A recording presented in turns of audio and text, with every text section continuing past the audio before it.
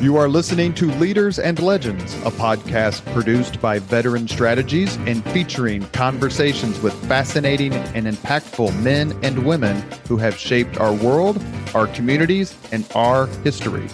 My name is Robert Vane, Principal of Veteran Strategies, and your host for our discussion.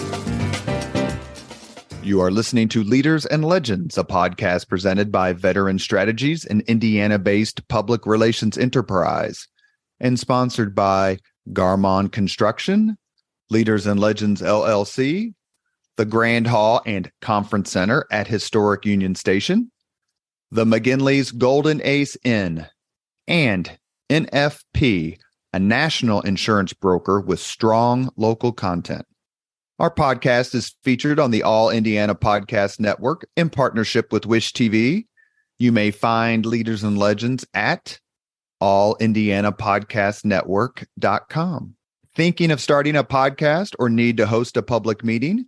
Let Leaders and Legends LLC be your partner as you look for new ways to communicate your message. Please contact Chris Spangle or me at leadersandlegends.net.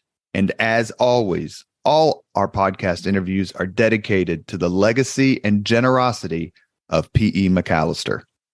Looking for ways to save on your energy bills? AES Indiana has you covered. From smart thermostats to home energy assessments, we offer simple solutions to keep your home comfortable and your costs down. AES can help you save money and energy with kits, tips, rebates, and more. Visit aesindiana.com/ways to save to learn more about how we can help you save money. AES Indiana, helping you discover real ways to save. Thank you for joining us on the Leaders and Legends podcast. My guest today is one of those folks who I'm going to say I actually can't believe I get to ask her questions. That's sweet. Jackie MacMullan. She is known as one of the great ESPN and sports journalists of her generation and ours. She wrote a book several years ago, Larry Bird, Irving Magic Johnson, When the Game Was Ours. I've read it 4 times. Mm-hmm. I've told several people she's coming on the podcast. The first thing they mention is this book. It was a bestseller, beautifully written, amazingly done. Thank you so much, Jackie, if I may, for coming on the podcast. Oh, it's my pleasure to be here. And you've read the book 4 times. That's like 3 more times than anyone in my family has. So thank you.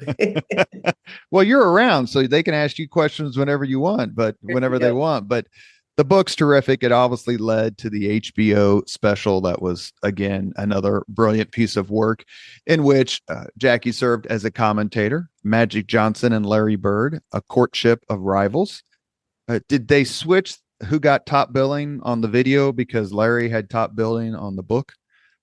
You know, I wasn't privy to all those discussions, but man, apparently they were very important to a lot of people. I can tell you for sure that they were not important to Larry. Larry just doesn't care about stuff like that. It's Maybe, kind of amazing. I don't know. Well, it's kind of amazing how much Larry Bird doesn't care about. Well, here's the thing. I just think Larry's people so get him wrong.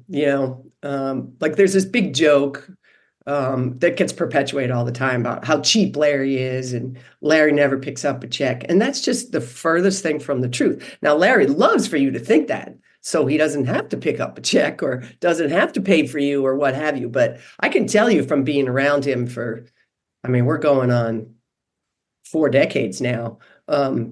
He's one of the most generous, unassuming superstars. And superstars to me, Robert, that's a small amount of people, right? There's stars and then there's superstars.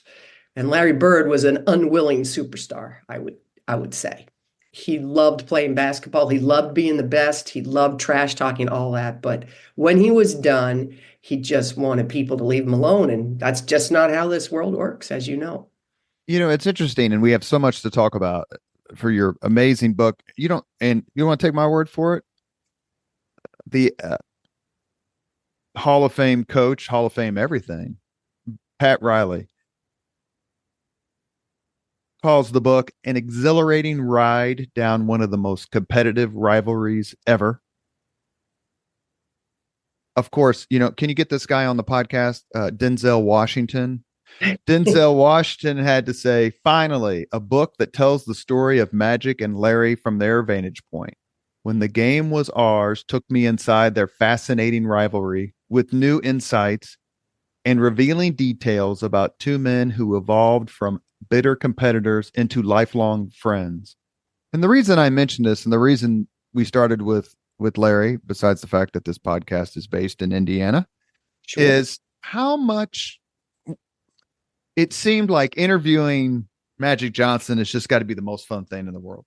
Like, he's so engaging, he's so smart, he's so fun, he's so funny. Larry Bird is a quiet man, a reluctant superstar. How are you able to get his participation as part of this effort? So believe it or not, you have it backwards. Okay. So when, may I give you just a tiny bit of background on this book? Oh, please do. So this book started out as a, believe it or not, a picture book. It was going to be a coffee table book with photographs of Larry and Magic, Larry and Irvin. I always call him Irvin. And it was done by a Canadian publisher. It was his idea. And they just needed me to write about 10 or 20,000 words, just short little snippets to go along with this coffee table book. Okay.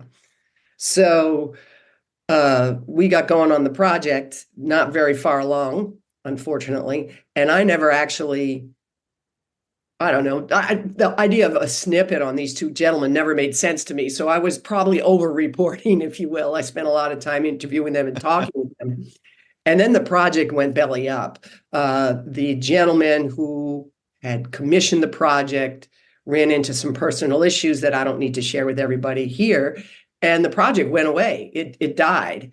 And I was left holding the bag with some expenses that went unpaid that, of course, Larry immediately offered to pay, and I didn't accept that money from him. But anyway, so that project was this is 5 years earlier. And I was like, wow, this is too bad because, this was a really good idea, this book. And of course, I was thinking of it never in terms of a coffee table book. I was thinking, what a great book this would have been. And I was flying back from spring training. I think it was like 2000. I can't remember. 2008 it was. I was working for the Boston Globe. My kids were in high school and older and middle school and high school. And the Globe was offering buyouts. And somebody said, well, who do you think is going to take the buyout? And I said, oh, I don't know. I should. And I was flying home from spring training and had missed, yet another thing that I wanted to be at with my family. Mm-hmm. And I thought, I should. So I thought about it on the plane ride home. When I landed, I turned on my phone and there was a call from Lon Rosen, one of Irvin Magic Johnson's right-hand man. And he said, the book's back on, only this time we're going to write a real book. And it was kismet, really. And so I took a buyout at the Globe and started writing that book. And of course, it became a very different thing than a coffee table book, as you know now. So your career is so impressive. And the reason I bring that up, starting at the Boston Globe as an intern in 1982.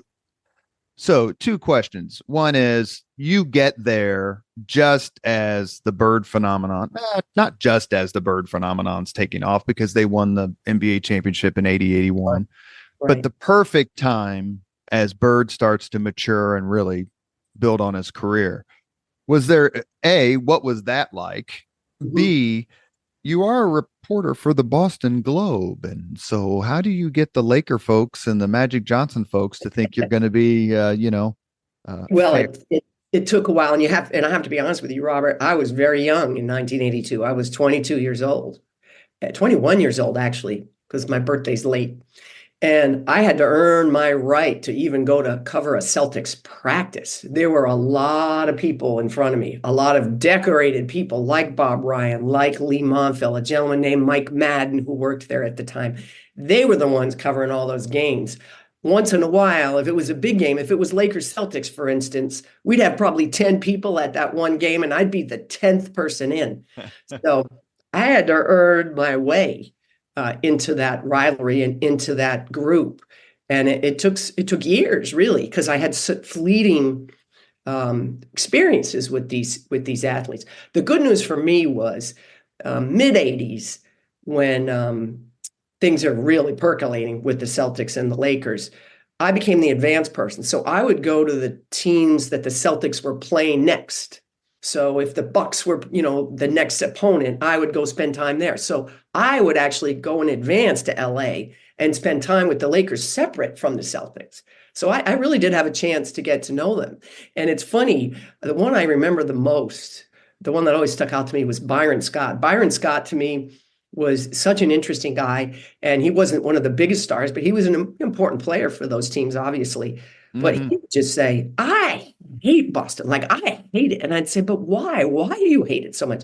It's a racist town. I said, well, give me an example. And then he would. He was just so willing to talk about this whole idea of Larry and Magic, which they never, ever, ever equated themselves with race. It's just neither one of them cared. They just didn't care about that. That wasn't what this was about.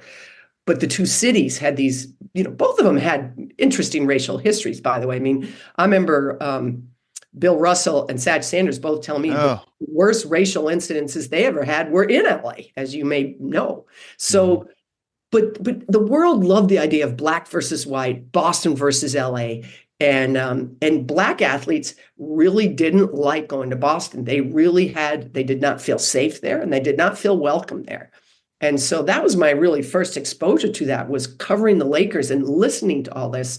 And I think it served me well, for the rest of my career, which luckily went on for another 30 years or so, because, as much as I was not born in Boston, I was born in New York City. Don't tell anyone. Everybody thinks I was an Irish Catholic girl born in Southie. I'm actually a Protestant girl born in Manhasset, New York. Don't tell anybody. Well, I won't tell Peter Vesey. If you can get him on the podcast, I won't tell him.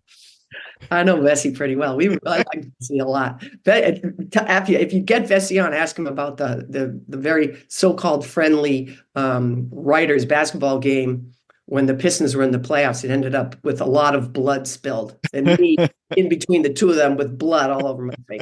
Well, I remember, you're talking about 800 different directions. You're talking about Bird. I was in the Army, so this is late 80s. Okay. You're talking about Bird being cheap or whatever.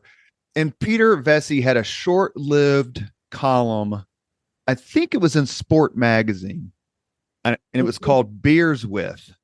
And they ended up changing the name because somebody got upset about it. But I think the first Beers With was with Bird. Bird loved Vesey. And he says, Larry will pick up the $20 beer tab until the moment you expect him to pick up the $20 beer tab. Right. He's exactly right. That's what I was trying to tell you before we started. Everyone has this idea of who Larry is, and they're wrong. He is one of the most generous people I've ever been around in my life. It's the truth. If you're going to be friends with Larry Bird because you think you're going to get something out of it, you're getting nothing. If you get to know Larry Bird because you respect him as a person and you have some, usually there has to be a little give and take and a little scuffle involved and all that, then it's going to be a completely different experience. Lon Rosen, who is the agent for Magic Johnson, says the book is back on. Then what happens? So I realize if I'm going to do this book the proper justice, I need to leave the Globe. And I'd been to the Globe. It was my second time back to the Globe. I loved it. But I wanted to really make this book something special. So I walked into Joe Sullivan, who was my boss at the time, and I said, Joe, I've given this a lot of thought. And he knew. He's like, no. I said, yes, I'm gonna take the buyout, and I've got another project, and hope you understand. And they didn't really understand, and I get it. But when you offer people buyouts, you have certain people in mind that you hope take that buyout. I don't think I was one of the ones they were hoping would take it, but it was one of the best decisions I ever made in my life. And believe me, when my career ended, I always said, please identify me first and foremost with the Boston Globe, because it was my favorite place on earth to work. It made me who I was. I worked with the most talented people on earth. I have nothing but incredible feelings for the Globe. But it was just time for me to do something else. That's all. It was really that simple. Jackie spent 5 years, I believe, at Sports Illustrated. Yeah. How different was that? I'm not going to ask you necessarily what you learned. You were kind of past that, but just how different was the atmosphere? I mean, you had Jack McCallum there, and you had really, Jackson and I went. Jackson one talked me into it. So Jack really, McCallum, oh yeah, Jack and I were great friends. And he said, we're going to start this thing now in the magazine. We're going to do a weekly notes column. And we want, I told the guys, you should do it. And so, I mean, I was very happy at the Globe. That was the first time I left the Globe. I was very happy there. I did not want to leave. Wasn't even thinking about leaving, but so I was hesitating, and I was talking to my husband about it. And, they were offering me a lot of money. Sports Illustrated had a lot of money back then, and newspapers couldn't match that kind of money. But I hesitated just long enough for them to give me a signing bonus. When I think about it, I still laugh about it. And so I went there, but I was a little bit of a fish out of water. I was a newspaper person. I liked to break stories. I liked to write every day. I was writing this column one day a week. And then, when it wasn't basketball season, I wasn't writing much at all. And it was just magazine style writing, something I hadn't done a lot of. So it wasn't the best fit for me, probably. But I met I got to know some amazing people there, and Sports Illustrated still had the cachet back then that if you went in to do a story, in fact, I did 2 or 3 cover stories, but the last one I did, I think, was Larry. Larry is coach of the Pacers. That was probably the last one I did. well, I've been around enough sports reporters in my time doing public relations for the last quarter century to know how much smack talking goes on among you and your brethren. Did you hopefully dangle that signing bonus in front of them a little bit? Said, "Hey, boys, you ever got one of You know these?" what? I didn't mention it because it was hard to leave the Globe. I was leaving these people that literally raised me. People like Bob Ryan, and Montville was gone by then. I think Montville had left for the National at that National, point, yeah. and then he went to Sports Illustrated. So I was sort of going to join him, but Will, I think Will might have passed by then. I can't Will remember. McDonough.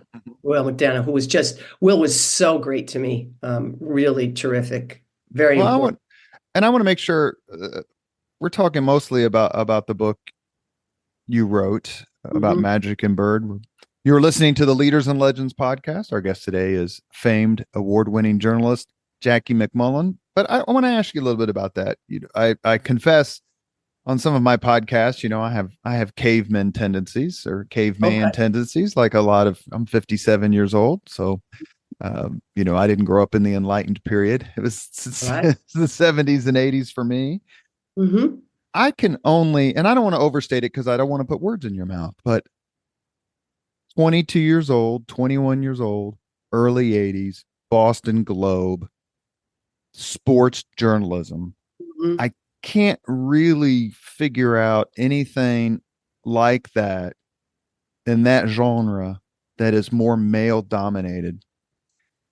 Yeah, there were moments of it that were extremely, extremely difficult. But here's the thing. My name was Jackie MacMullan. And what I said before is true. Everyone thought I was an Irish Catholic guy from Southie. They thought I was a man because they'd never seen me before.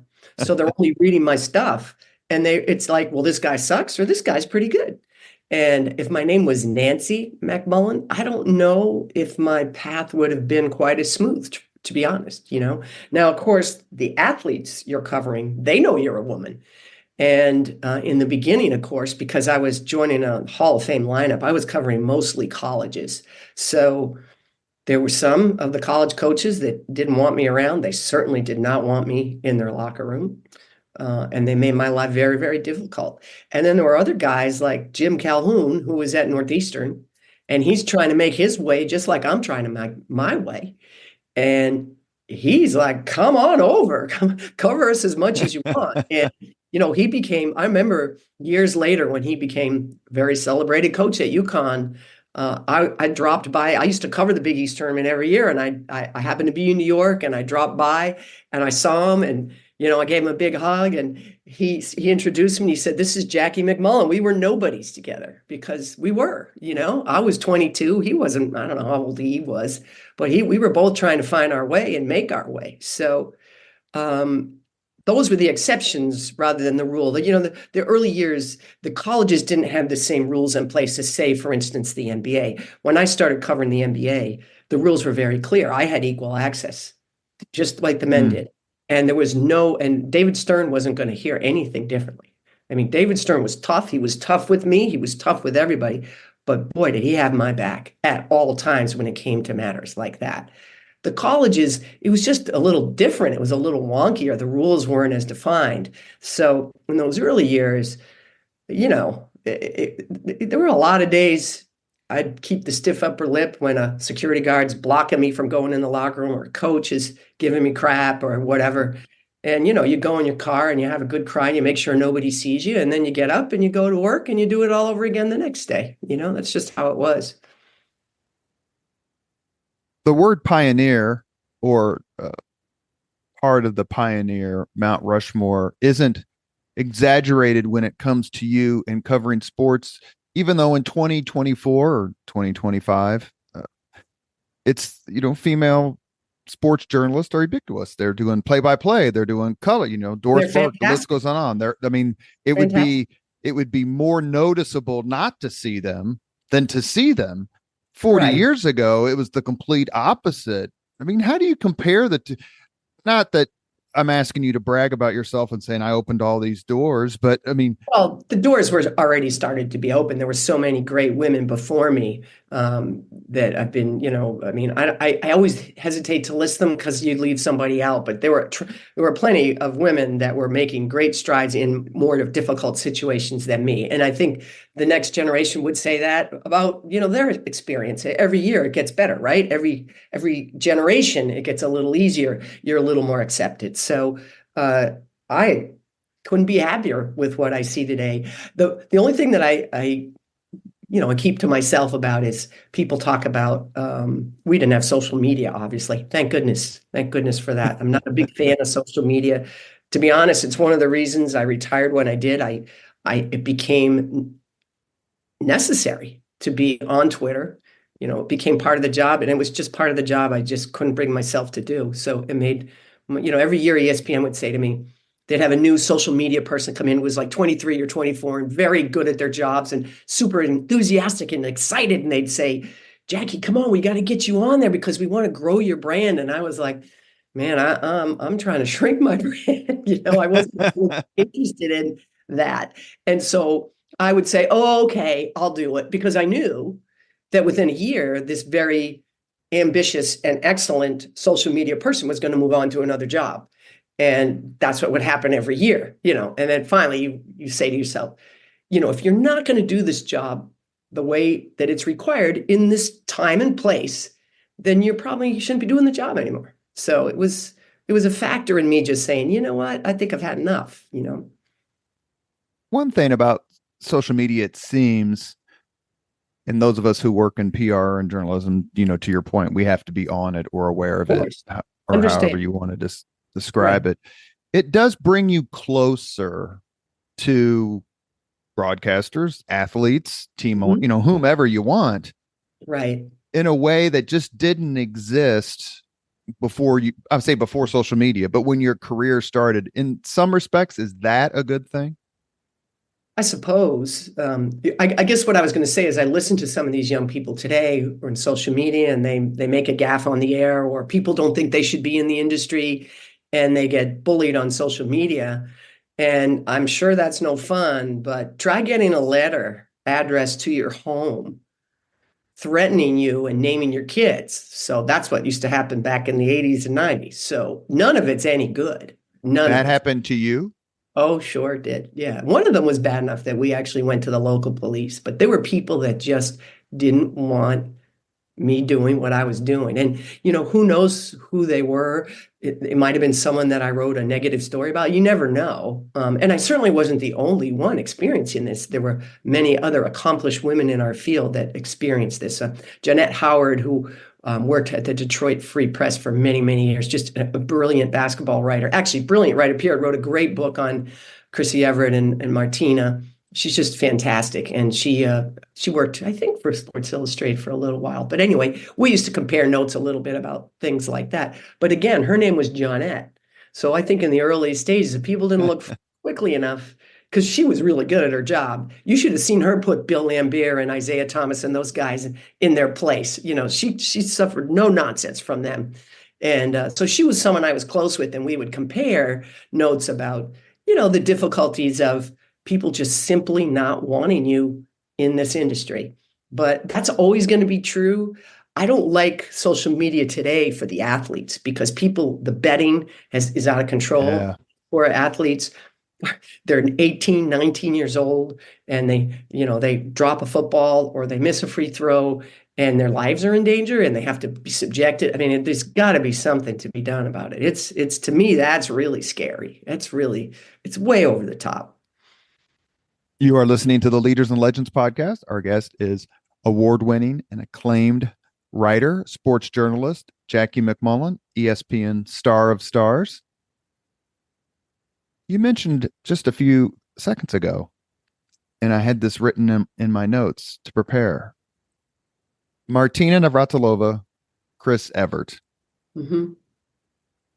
To me, that's the only tandem that can compare to the Magic Johnson, Larry Bird rivalry.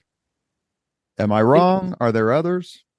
I suppose we thought really hard. For a while, it felt like maybe Peyton Manning and Tom Brady had a little bit of that going on, right? But nobody sustained it, including Larry and Magic, the way Martina and Chrissy did. And I had the great privilege of here in Boston, we have a thing called The Tradition every year. And there's a sports museum in Boston, and the proceeds benefit the sports museum. And every year they honor athletes who have ties to Boston. So Larry Bird's been honored, every major Celtic, every major Bruin, every major Red Sox player, and so on. But one of the years they honored Martina because she played for the Boston Lobsters, the tennis team from World Team Tennis. It was a great little hook to get Martina come this event and have Chrissy present her. And I was one of the, hosts, MCs of this event. And I just remember sitting on stage and listening to the two of them talk. Remember now, they're playing against each other. They're individuals. It's not teams, the two of them. And I didn't know this, but when they were in the final of any major tennis tournament, they shared a locker room. So the two of them would be in the locker room preparing. One of them's going to lose and one of them's going to win. And they're going to see each other in all their glory or despair. And this went on for how many years? And listening to them talk about that and how it brought them so close together, because what choice did they have? And then both of them have suffered cancer diagnoses and how that has brought them so close together. I was absolutely riveted listening to them. And a small part of me, it did bring me back to when Magic was diagnosed as HIV positive. And I saw Larry. I was covering the team. I was there when Larry got the news, and he was beyond devastated. And I believe in this book, When the Game Was Ours, he said it was the first time in his life he didn't feel like playing basketball. And so there was some that it did trigger that a little bit. But, individual versus team, that's the only thing that I would say separates those rivalries. Well, the reason that I mention it, and for those of us who are old enough to remember the height of the Celtics-Lakers rivalry, part 2, because part 1 was in the 60s. Right. But part 2 was Harry West. Who wouldn't even go to Boston when he was general manager of the Lakers. Wouldn't even go back. I think he lose 7 world championships. He finally won one in 73, right? 72, but he lost to the Celtics. But at very, very end of his career, and Elgin wasn't with him anymore, and they lost in the most excruciating fashion. It's just insane. But listening to Martina Navratilova and Chris Evert, and also in tennis, the love fest among Novak Djokovic, Rafael Nadal, and Roger Federer. Even today in basketball, LeBron and Steph Curry. Steph Curry and Kevin Durant and all that. I bring up all these names in contrast to the absolute war between the Celtics and the Lakers in the 80s. And that is, if you weren't there, how do you understand it? And how you understand it is you read your book. But when you were going through that, was it like, wow, this was so much different than, the last few years where people are huge rivals, but they hug it out and they No do all hugging. those things. No hugging. No hugging. Go ahead, please. No, and part of it was because of the people surrounding them too. So you've got Max and ML Carr on the Celtics, and they're trash talkers, and they're trouble, man. They're trouble. So when James Worthy misses the free throw, they're going to walk across the free throw line and give him the choke sign. I mean, that kind of stuff doesn't happen anymore. I miss it. It was kind of fun when that stuff happened. And you got to remember too, I always said that it's too bad that Pat Riley didn't coach Larry Bird and that Casey Jones didn't coach Irvin Johnson, because their personalities matched up. I'm going to make this happen someday. I'm retired, but this is reminding me of this again. I just interviewed Pat Riley recently because, well, you live in Indiana. Have you been to the Larry Bird Museum yet? That just opened in Terre Haute. Okay. So Bob, Brian, and I were consultants for that project. And I flew, yeah, we were. And I flew down to Miami and interviewed Pat Riley for that museum. And we did the interview, but then afterwards I said to him, you talk about Pat Riley in these ways. And the first book I ever did with Bird was Bird Watching. And the foreword was written by Pat Riley, if you can believe it. But that's because there was no coach Larry Bird admired more than Pat Riley. And I would say that Larry Bird, aside from his own Lakers, was probably the player he admired most, but they never spoke to each other. They would never talk to each other. They never gave, they would say publicly things about each other, but never to one another. And so here I am. I mean, this is not that long ago, Robert. This is last April. I was in Miami. Yeah, a friend of mine did the PR for that. Oh, Bob Knoll? Yeah, so here in Indiana, yeah, the local consultant. Yeah, go ahead. Very good. Yeah, so anyway, I said to him then, I said, what about now? You guys, now you say all these lovely things about each other. Have you guys hung out together? Have you and Larry hung out together? Can can I get the two of you to go out to dinner and have a beer? I would probably drink wine. But anyway, they still haven't done that. But I've always said that it would have been, they were better matched because they were all about, like, this is war. You are dead to me. If you're on the Lakers, you're dead to me. If you're Larry, you're dead to me.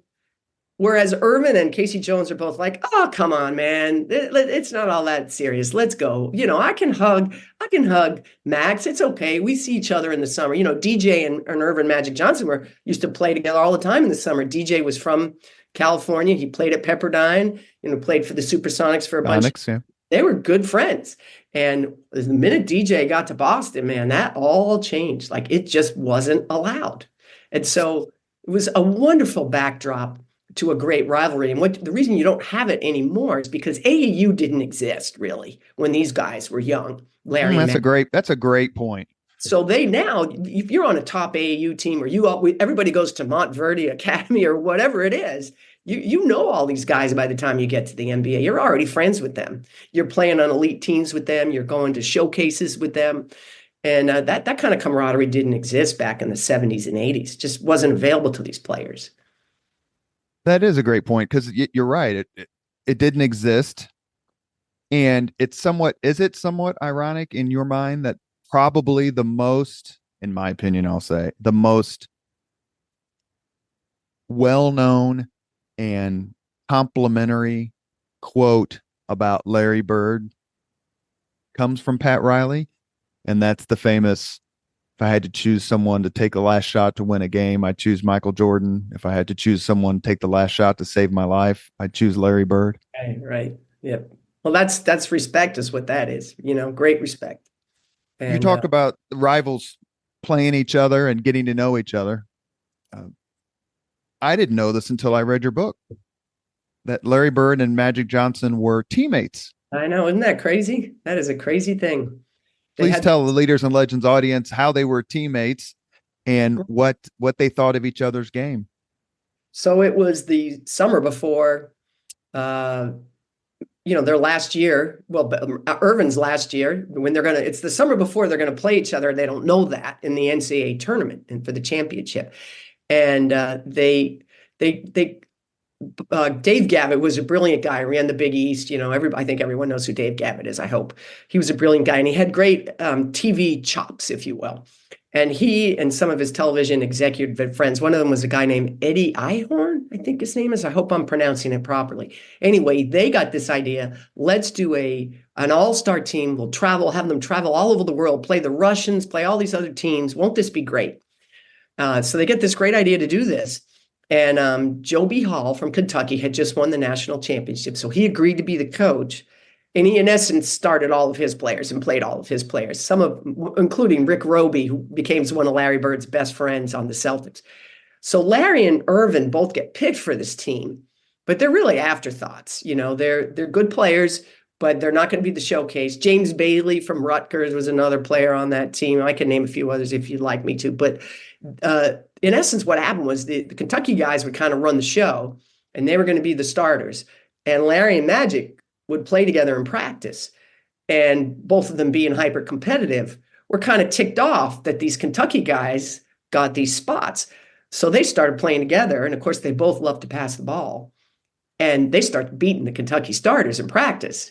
And people who were there, not me, I was not there. I was in high school at the time, said that in those practices, watching Larry and Magic play was pretty incredible. Now, personality-wise, nothing was different. Larry would sit on the bus, look out the window, talk to nobody, kind of like the Grinch, solve world hunger, tell no one. Right? And then Irvin comes on the bus with a huge boom box. Hey, yeah, he's running the show. He's everybody's favorite guy. So nothing had changed in terms of their personalities. But when they left after that I think it was called the World Basketball Championship. When they left after that, Larry Bird went home and said to his brother, I just seen the best player I've ever seen in my life. And so now you fast forward all these months later, and they're going to play each other for the national championship. And it's a press conference, and they have 3 chairs. They have 2 chairs up there, I guess, for Irvin Magic Johnson and Kessler, Greg Kessler, his teammate. Yeah. And then for Indiana, there's only 1 chair for Larry. And he thought Carl Nix should be up there with him, right? So he's mad. He's already salty. Well, then here's this guy, Irvin Magic Johnson. Oh, my brother, my teammate. He's coming over for a big hug. And Larry is like looking straight through him because, like Larry says, if you're not with me, you're dead to me. And so he pretty much blew Irvin off at this press conference. And Irvin, went back and said to his teammates, that guy's kind of a jerk. He was thinking, oh, he's my brother. He's like, he's a jerk. And so that's where the little seeds of animosity were planted. In the HBO special, Bird says that he can't be friends with you. And then especially a rival, but he said that Magic can be your friend and still be your friend off the court. Famously in the 80s, it was Isaiah Thomas and Magic Johnson and Mark Aguirre. Yeah. And how did that turn out? Not too well, right? Yeah. Magic Johnson about took his head off. That's right. Yeah. Isaiah Thomas says, and Bird just says, look, that's just not me. I just can't be that way. Is that something when you were writing your book, did their differences, because they have obviously so many similarities, but their personality differences, is that something that just kept getting reinforced the more you researched, the more you wrote? But probably not in the way you'd imagine. So I'll give you a scenario.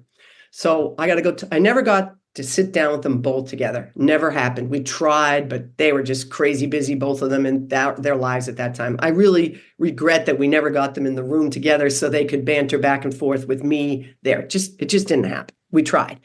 So I would visit them, separately. So I'm going to go visit Larry in Indiana. And he said, okay, what time's your flight get in? I tell him. He said, all right, I will pick you up at exactly 4:17 p.m. The outside, I'll be in a blue, Mercedes, and I'm going to pick you up and we're going to keep going. I said, okay. And I said, all right, I got a hotel number. No, you're going to stay at my house. Okay. 4:17 p.m. The car pulls up, I get in, and that's how it goes for 3 days. Like everything is. Irvin says, oh yeah, come on out to see me. I got a place. Where was his place? I forget now. I probably shouldn't say anyway, because for privacy reasons, but he said, just fly to LA and we'll get together. We'll do it at the Ritz-Carlton right nearby. And I said, okay, great. I'm on the plane, like literally on the plane. And I get the phone call and it's one of his assistants. They go, are you on the plane? I said, of course I'm on the plane. We're like leaving. They said, get off the plane. I said, what? He said, he's in Singapore. So I'm like, what? So this is, Larry's like this, boom, boom, boom. And magic is all over the place. Now, here's the one great thing about both of them. When you finally get them, they both know what you want. And they were both just spectacular. Sitting down, they were ready to tell it. That's what it really was. Yeah. Enough time had passed. You should never write a book like that in the immediate aftermath. They need time to look back and remember and let all those feelings and reactions germinate. And that's really what happened. When I finally got Irvin, he was just fantastic, just unbelievable. But he drove me crazy. I never knew from one day to the next where he was, if he was going to be on time, if he was going to show up. He drove me crazy. You're listening to the Leaders and Legends podcast. Our guest today is renowned sports journalist Jackie MacMullan. She's been awarded the ESPN Lifetime Achievement Award for literary sports writing. She also received the Kurt Gowdy Media Award. Now, that's a name from my youth. Kurt Gowdy. He always called the big games. We're discussing not only her career, but her book, When the Game Was Ours, Larry Bird, Irvin Magic Johnson. We talk so much about, and it's fun, how different they are. How similar are they? Oh, there's plenty of similarities because, they both grew up, I don't know what anybody's definition of poor is, but certainly they didn't have everything they wanted. They both grew up in big families with working parents who worked very hard, who were disciplinarians. So I think they were both taught very early on what matters and what doesn't. Family was important to everybody. Work ethic was everything. Larry talks about his dad coming home with an ankle 4 times its size from an accident at work and jamming that foot into the boot the next day because he's got to go to work. He's got to take care of the family. His mom had 2 jobs. Same thing with Irvin's family. They both, mom and dad, worked very, very hard. So that Midwestern upbringing, I think, was a real common thread. And even the way they played basketball, they both loved a good pass better than a good basket. I really believe that. They both loved to pass the basketball. And they were both leaders in their own way. We joke, we talk about what a hard ass Larry can be. And, he very famously said, well, we played like sissies today and all that. So he wasn't above doing that. But don't think that Irvin didn't do that to his teammates because he did. And don't think that Larry couldn't put his arm around a guy and make him feel better the way Irvin did. They both understood what was required to be a great leader. And they did. And, to be a great leader, you can't care what your teammates think of you. Like Larry always said, as long as they respect me, I don't care if they like me, as long as they respect me. Now, Irvin probably wants them both, right? He wants you to like and respect. But when he had to get, when it had to get down and dirty, he was able to do it. I thought they were both 2 of the greatest leaders I've ever seen. As a sports journalist who happens to be female, as opposed to a female sports journalist, I don't know which one you prefer. But when Larry Bird said in that played like a bunch of women tonight, how do you cover that? How do you write about that? He famously said it after Game 3, the 1984. He said women?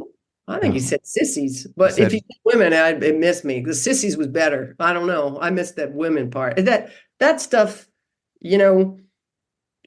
should he say that? Probably not, especially because his mom was one of the toughest ladies I've ever met in my life. And he knows that better than anybody. I just never let that kind of stuff bother me because, one of the best compliments anyone ever gave me was, and this is a somewhat obscure name to people unless they're real NBA, followers. There was a guy named Matt Gukas who coached the Orlando Magic. Yeah. Good coach and a really good man. The 76ers. Yep, that too. And we were somewhere and someone used some bad language and then someone looked at me. I was the only woman. I was always the only woman. They said, oh, I'm so sorry. And Matt said, you don't have to say sorry to Jackie. Jackie, don't take this the wrong way, but I just consider you one of the guys. And I thought, man, that's all you want is just a chance to be on an even playing field. And I took that as a great compliment. You mentioned about not speaking to Magic Johnson and Larry Bird together at the same time, but one of my favorite interviews is the one David Letterman did with Magic Johnson and Larry Bird at the same time. I'm guessing you've seen it. It's the one thing that I remember from that is, of course, they all get along, and it would make sense that Bird and Letterman would get along since Letterman's from Indianapolis. Right. It is clear. It was clear in the interview that Larry Bird is not over the 1979 loss to Michigan State. Never get over it. You know why? Well, there's lots of reasons why, but you headed me right in the direction I was going. Yeah, the one of all the things in that game, 5 for 8 from the free throw line. He'll never get over that. Never. Because that's under his control. Some of the things that happened in that game were out of his control. I mean, Michigan State was a better basketball team. That's just a fact. And they did a very, very good job on Larry Bird, too, in that game. But so those are some of those things Larry couldn't control.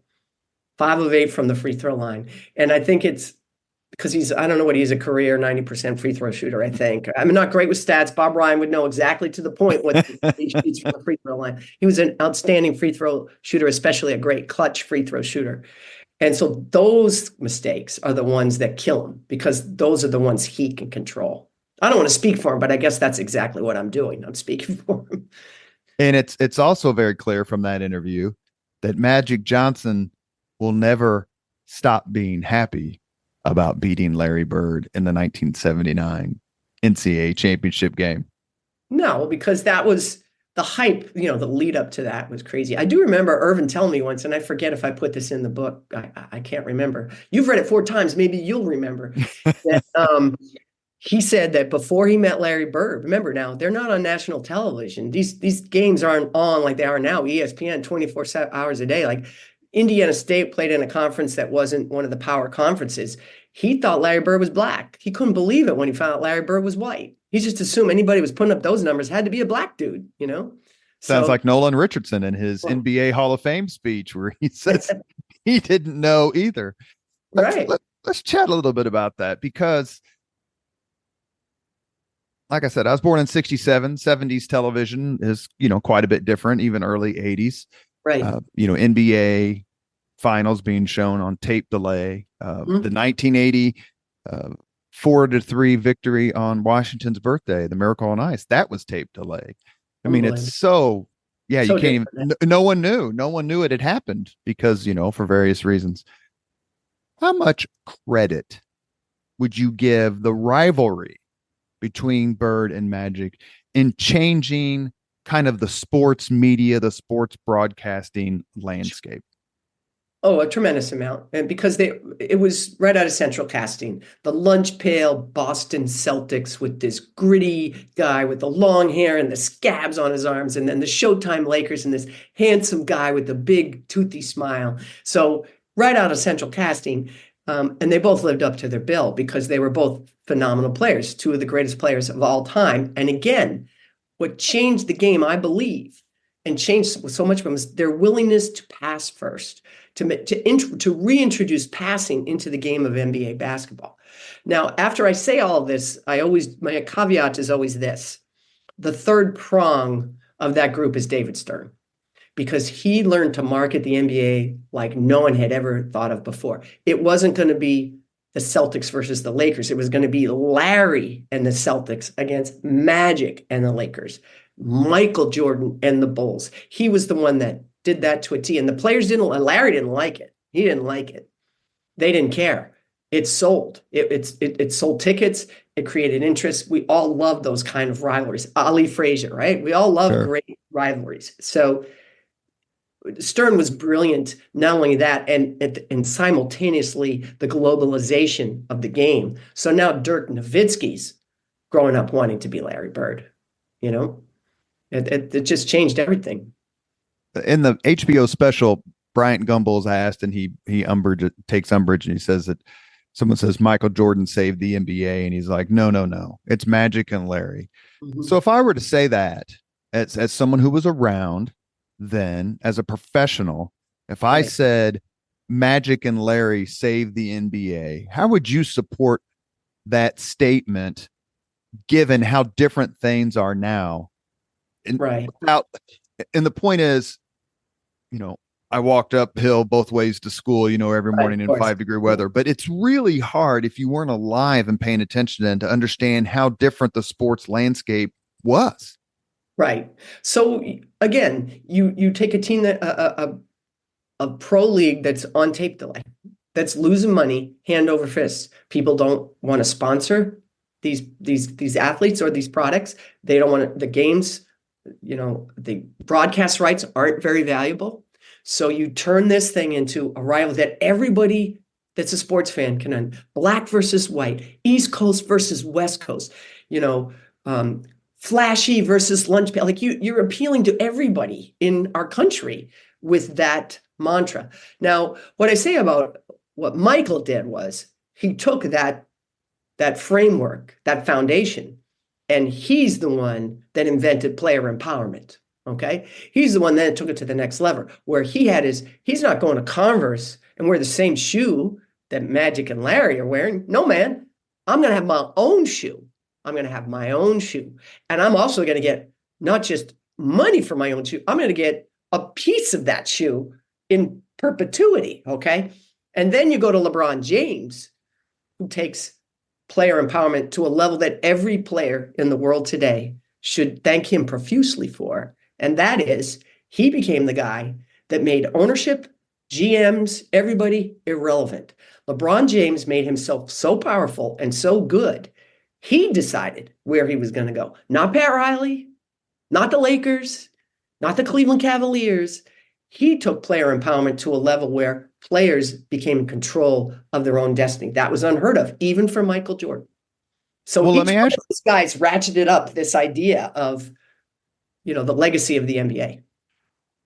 you mentioned player empowerment. So let me ask, Magic Johnson, Paul Westhead, would that be like maybe the first example of a superstar player saying, you got to make a change for me, or I want out. One of them. It's one of them, but think of how it was received, right? It was received very poorly. Irvin got booed and it took a little while for him to make right on that, right? It took a little while for the Lakers to reclaim their throne and for Magic to reestablish himself.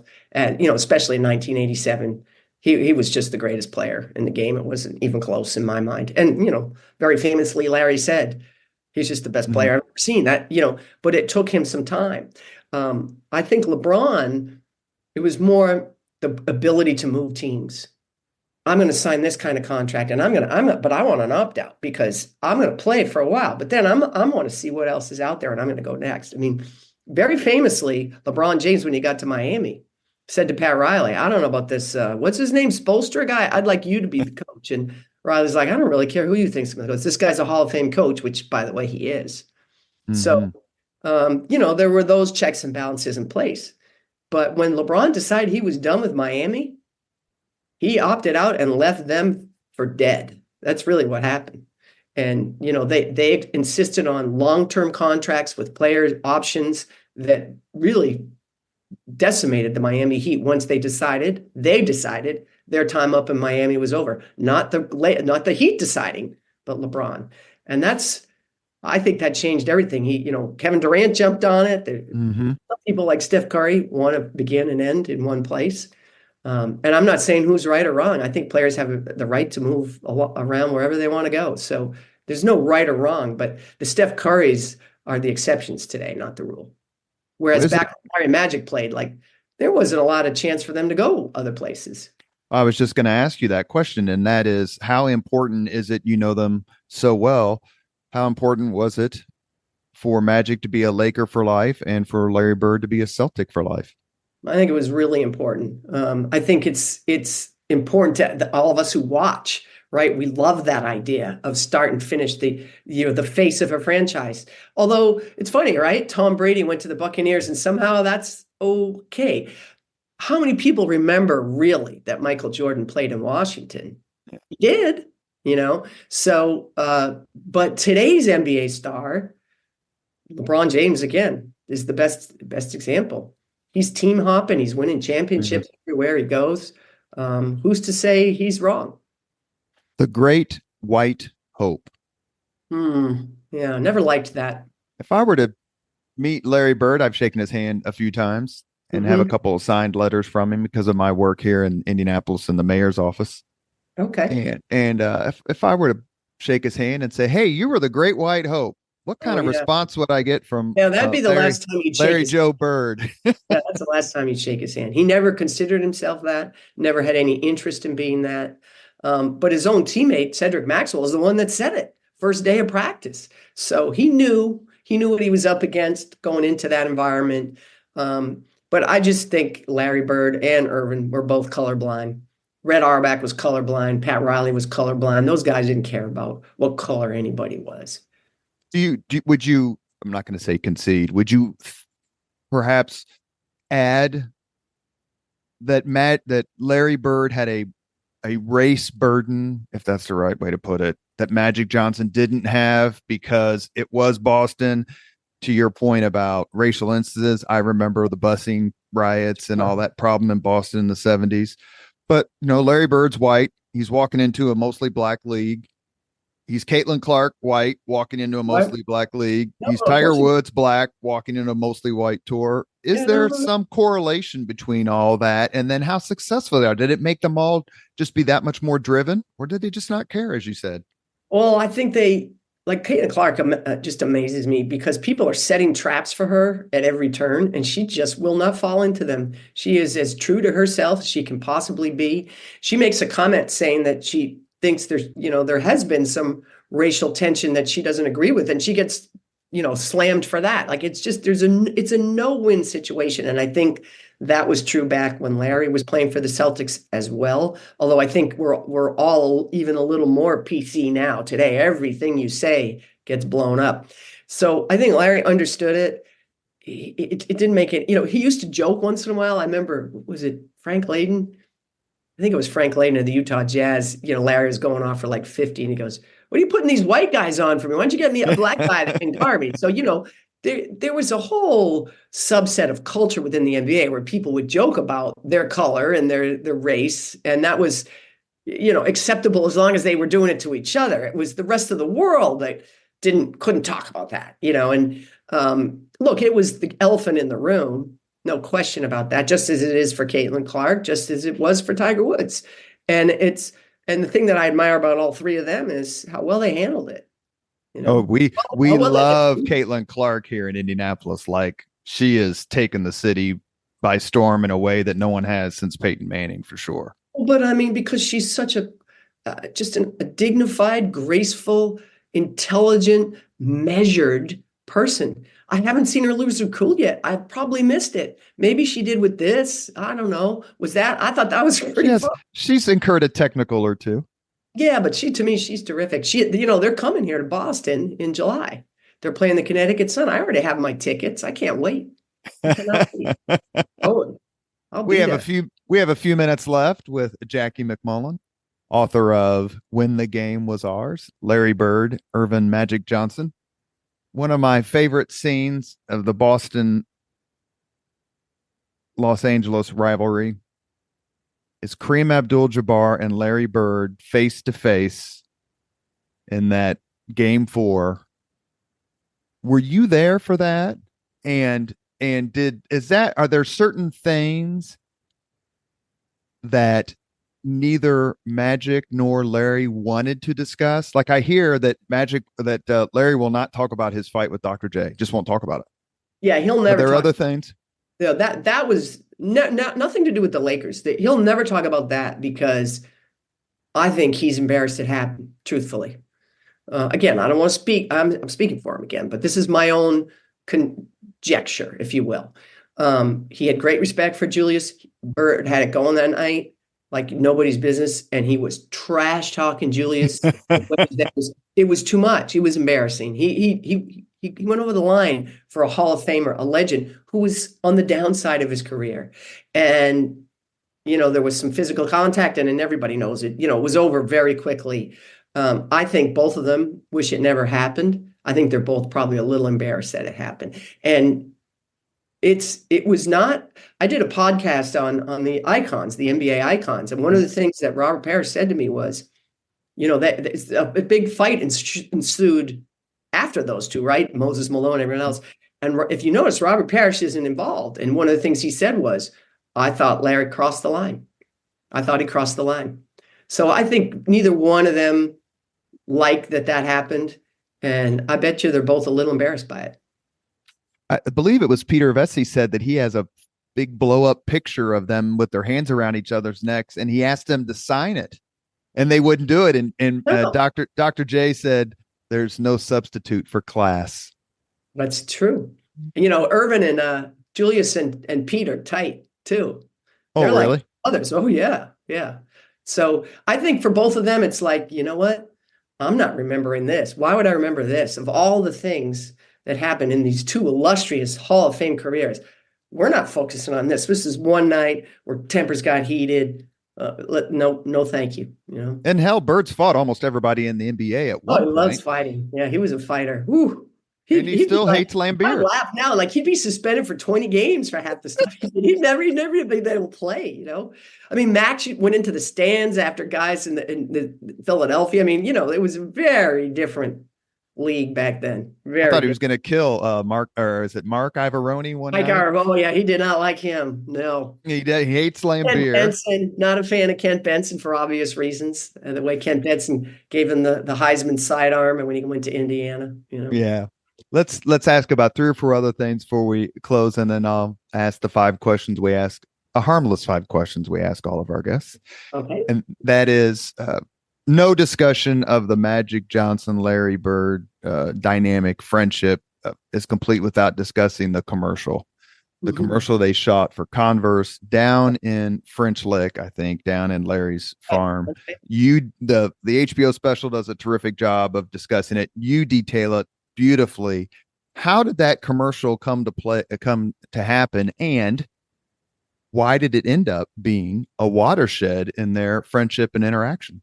Yeah, so it was 85, summer of 85. So Larry's lost. Okay, he comes off losing, and when I first started writing this book, I was sure it was the summer of 84 because I couldn't imagine Larry ever doing something after losing. Right? Absolutely right. I was shocked that it was the summer of 85, but there was a lot of money involved. And Larry's no dummy. There was a lot of money involved. So Larry said, all right, I'll do it, but Irvin has to come here. I'm not going to LA. I'm home for the summer. And Irvin's like, fine, that works for me, because he's won the championship. So his mom is really excited that they're doing this commercial. She lived up the hill, and she had lunch all prepared for both of them. And his mom's favorite player was Isaiah Thomas. Indiana, right? Indiana guy, played for Indiana. But her second favorite was probably Irvin, really. So she was very anxious to get to say hello to him. So Irvin was going to go back to his trailer. Of course, they had trailers on the property. This basketball court was in the middle of nowhere. And Larry said, no, you got to come up to my mom. My mom wants to say hello. And of course, tell me, who would not fall in love with Irvin Magic Johnson? He walks in, he gives her a big hug. He probably had seconds and thirds. And what happened is, as they're sitting there talking, he's asking Georgia, Larry's mom, questions. Georgia's asking him questions about their upbringing. And that's when I think they start to realize, wow, we both grew up with big families, noisy families, families that were not perfect. Let's be real, not perfect. Larry's dad committed suicide. Yeah, and I mean, Larry moved 12 times in 13 years because the heat kept getting shut off, the lights kept getting shut off. So. And I don't think things were quite that dire for the Johnsons, but they weren't going on cruises in the summertime, So I think there were some similarities that they realized when they sat there, and then just the competitive nature of both of them talking about. I think that's maybe the first time that Irvin mentioned checking the box scores to see if the Lakers won in the paper the next day, which is such an archaic idea now, right? Because we know right after the game ends, but back then they didn't. And he would look, and he told me he always looked to see how many rebounds Larry had. Because if Larry had like 15 rebounds, he knew that he was completely dominating the game. And Larry told me once he was a great offensive rebounder, but he stopped doing that later in his career. And I asked him about it, I think for the first book I did with him. And he said he'd love to do offensive rebounding, but it was Red Auerbach that said to him, hey, I don't want you doing that anymore. And Larry said, why? And he said, look at you, you're skinny, you're losing too much weight. you're putting too much energy into that, and we need you to do a lot of other things. So I'm just don't do that anymore. So kind of a little tidbit from Red. But so I think that day they just, for the first time ever, they're not seeing each other as a Celtic and a Laker, right? They're seeing each other as two guys that both have tremendous pressure on them from their respective organizations, who are living this very public life, one who adores it, Irvin, one who abhors it, Larry, and how they're both dealing with this, how it affects their families, and how it affects, like, I think there was some conversations that day too about people when you're suddenly wealthy and you suddenly have money Oh, yeah. coming around. And I think they handled that differently. I think Irvin early on probably was just like, okay, yeah, you're part of it, And Bird was like, no, like that, as we spoke about earlier, you want to turn Larry Bird off, you put your hand out. You put your hand out. Grade this statement or refute it, or just tell me I'm an idiot. Like, I can handle, my mother was in the Marine Corps. I can handle all three. I don't like to call people idiots. Go ahead. Magic Johnson had a better career. Larry Bird was the better player. Yeah, so, well, I agree. I mean, I guess I'm biased because I saw Larry more than I saw Irvin. But there's no question, you can't argue with Irvin's success, his ability to play 5 positions on the floor. He won 5 championships. Had Bird stayed healthier longer, I would have loved to have seen how it would have gone. He sacrificed his body. He knew in real time he was doing it. He knew his career wasn't going to be long. He's told me that a number of times. He knew the way he played was going to cut his career short. And he made that choice. And I think if he had to do it over again, he'd probably make the same choice. He only knows how to play one way, right? So, and I'm not saying that Irvin took it easy. That's not what I'm saying. Sure. But yes, I agree with that. And Larry Bird, to me, was one of the most clutch players I've ever been around. And I've been around a lot of them. I've been around. Yes, you are so good at leading me. It's like you're in my mind. My next question. They both revel in the fact that they are clutch. So much of it, especially toward, Magic hits the baby, junior hook in the playoffs. Then Magic hits this ridiculous freaking ball off shot, banks off in a regular season game. It seemed that Magic became better later and really kind of took over. How did Bird handle that, knowing that his number one rival was still on the ascendant as basically Bird's body is breaking down? I don't think he had a choice. He, remember too, that corner shot at the Garden, I thought it was going in. Pat Riley left him open, and that shot bounces off. And that one Larry sees in his nightmares. And by the way, I asked Pat Riley about it. He still sees it in his nightmare too.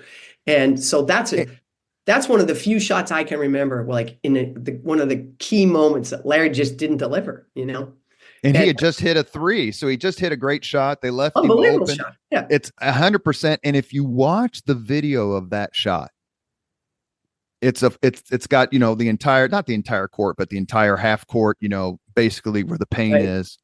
And Magic is underneath the basket. And when Larry Bird lets that ball go, you can see Magic Johnson shrug his shoulders and put his head down like, damn it, we left him open. Right. Everybody, I mean, I think they all thought it was in. Larry usually knows, right? He released it. He's like, that is dead on. And it was just, I think it went off the back rim, if I'm not mistaken. So if I had told you in June of 1984 that Larry Bird is going to be the person who inducts Irvin Magic Johnson into the Hall of Fame, you would have said? Yeah, no, that would have been a hard one to swallow. You're confused, you're confused. But by the time it happened, it was just so fitting. And, by the time Larry retired, Irvin was there for him at the Boston Garden. A lot happened. And it really, when it all comes down to it, when Irvin found out he was HIV positive, even Irvin didn't know that didn't mean, even Irvin thought he had AIDS. I mean, we just didn't know then. We didn't understand it. And they had to keep telling him, no, you don't have AIDS, you have HIV. It's very, very, very different. Okay. Mm-hmm. So it was such a shocking thing. And all of us thought he was going to die. Like, no, there was nobody that thought he would live, including Irvin himself, I don't think, in the beginning anyway.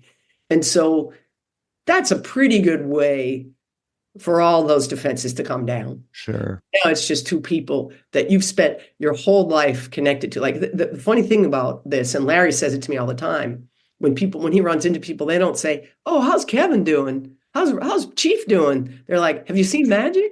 No one asks him about his own teammates. Think about that. That's how, intertwined the two of them are. They're so connected forever.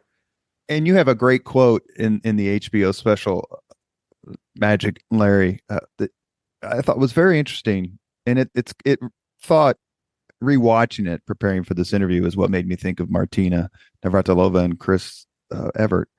You say it's just a little club, and they're the only two members, and they don't have to see each other all the time, but they're happy when they're going to see each other. But it's just theirs, and it's special. And I can't think of any other two people. I mean, you got McEnroe and Connors who just would stab each other, but I can't think of anyone else, any other two, maybe Chris and Martina, that have that special club, just the two of them. Right. It really is. And it's funny. It's been a few years now ago, but I think 5 or 6 years ago, I got a call from one of Magic's people. They were doing an event in Florida. They were doing a private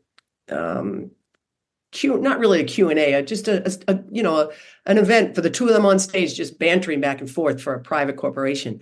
So they called me to be the facilitator. I don't want to say an MC because it really was a lot more informal than that. Just me asking them questions and having them talk.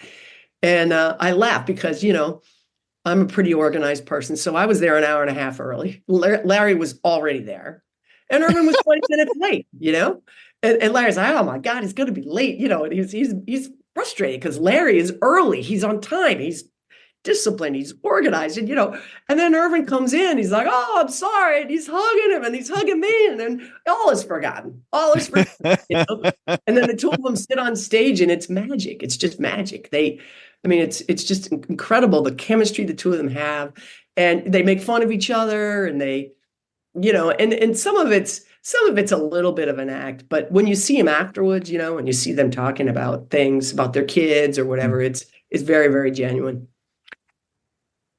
The 1992 Dream Team, how did that cement, put the final sort of gold touches? Because they got to play together again. It's clear if you read anything about it, that Magic really wanted Larry to play on that team. Larry was, very, very much in pain, injured, however you want to say it. Right. It was just really, really important to Magic. To me, that was the biggest. I was just getting ready to say that he led on, So once again, this brings in Dave Gavitt. So remember, Dave Gavitt was this legendary college basketball person, but he also ran the Celtics for a brief amount of time. And during that time became a real father figure to Larry. Larry really loved and respected Dave Gavitt, and Dave Gavitt thought of Larry as one of his sons. They really had a close relationship.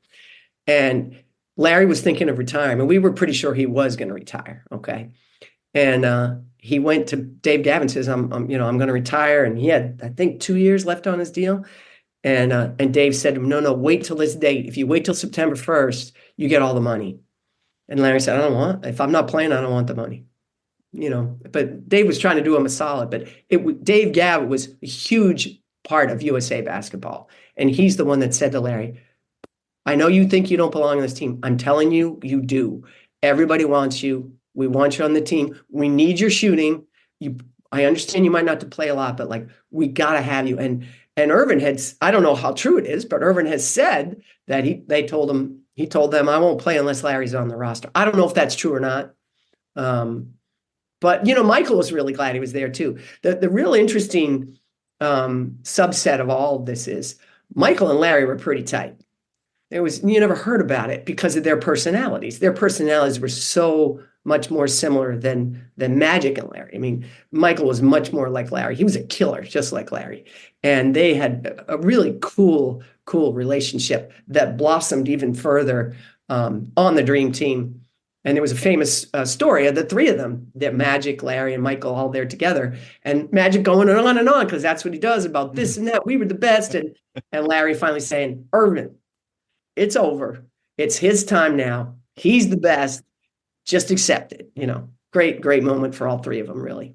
And Larry seemed to be,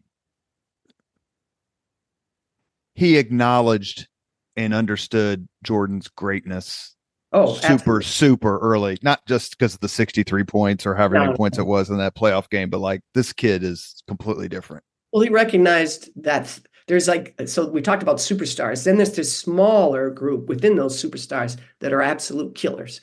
And I always said, like Kevin McHale, he could be torturing you, have you down on the floor, and he'll look at you and he'll say, and he'll help you up. And Larry's torturing down on the ground, and he's going to crush your larynx. And that's what Michael Jordan was going to do. That's what Kobe Bryant was going to do. I don't know about Magic. Magic might halfway. He wants it both ways. He's going to half crush you and then take you to the hospital. Well, there was a very short vignette in Sports Illustrated.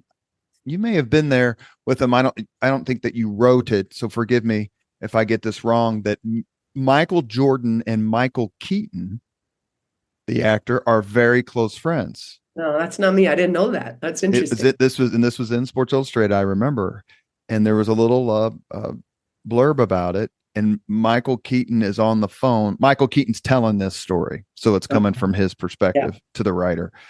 And Michael Keaton is saying he's on the phone with Michael Jordan, and he says, "If someone has to take the last shot and it's not you," and Keaton says, "I didn't even get the rest of my question out before Michael said Larry Bird." Larry Bird.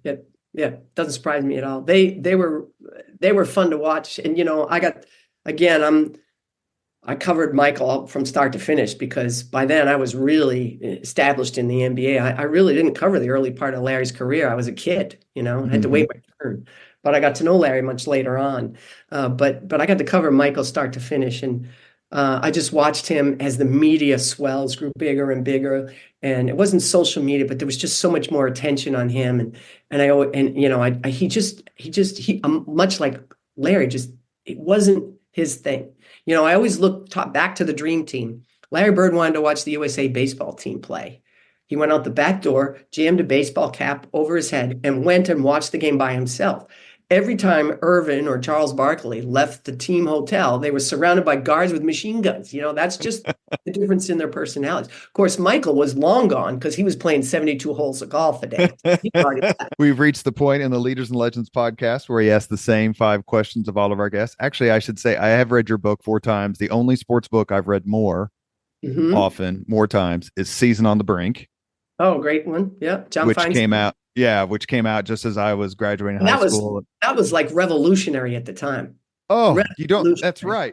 That's exactly right. You had no idea. But my Jordan story, as I was reading it in the Indianapolis airport, it's back when the Bulls flew commercial. He walked right past me, and I said, and I just got done reading about the '84 Olympic team, and I saw him, and I said, "Mr. Jordan, I just got done reading about you." And he goes, "What?"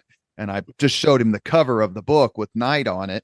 And he goes, "I've got that book. I haven't read it yet. Isn't he good?" And I said, I think I said something like, you come off as a star or something, something sycophantic because I was all starstruck.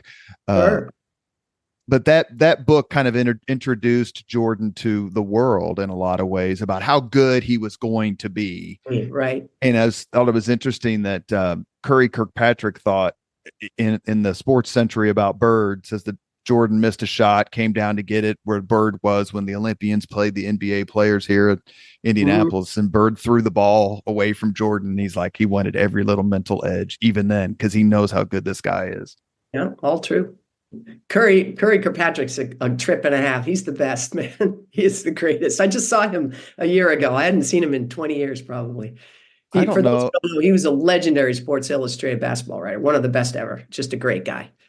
And he and Bob Knight were good friends. Were they? I didn't know that. No, they hated each other. I couldn't imagine that to be true. Yeah. Knight told him what to do with the Time Life building one time. All right. I like that. First question. What was your first job?